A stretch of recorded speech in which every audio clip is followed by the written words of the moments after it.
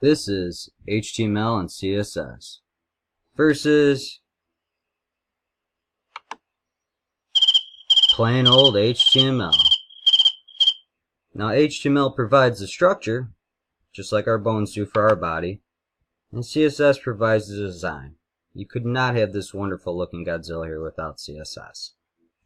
Now there are three different types of CSS. I highly recommend with Diversity. It's a good reference, purely just as a reference. It brought me to this external link, which actually shows you the difference between inline, internal, and external.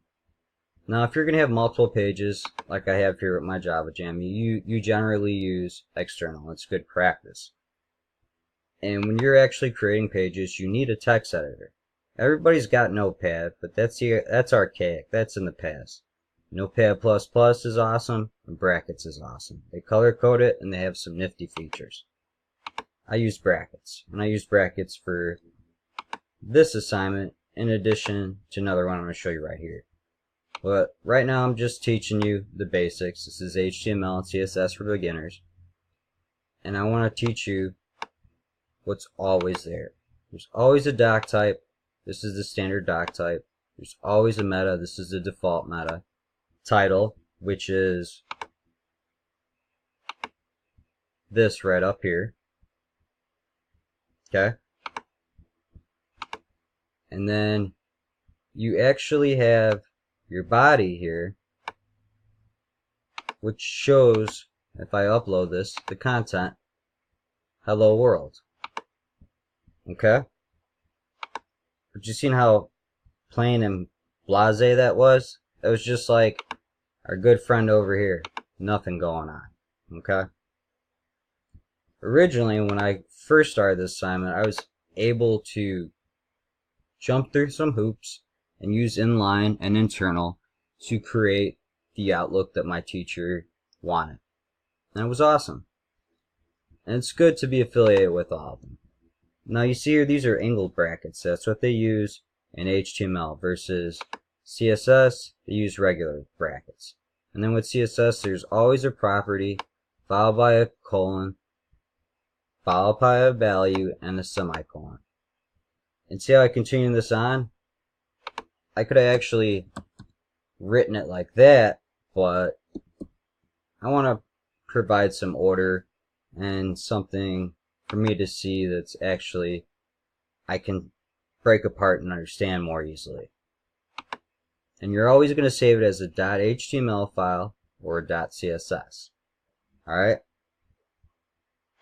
Here's another assignment I had going on. Beautiful page. Save a life. I'm proud of it for starters. Okay?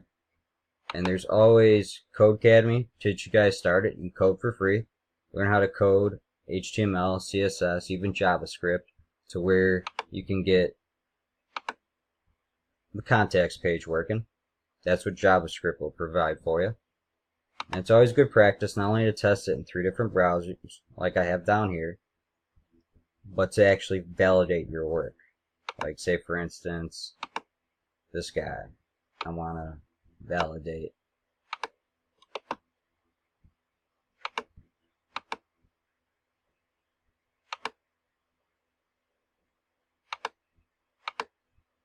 All I'd have to do would be upload it.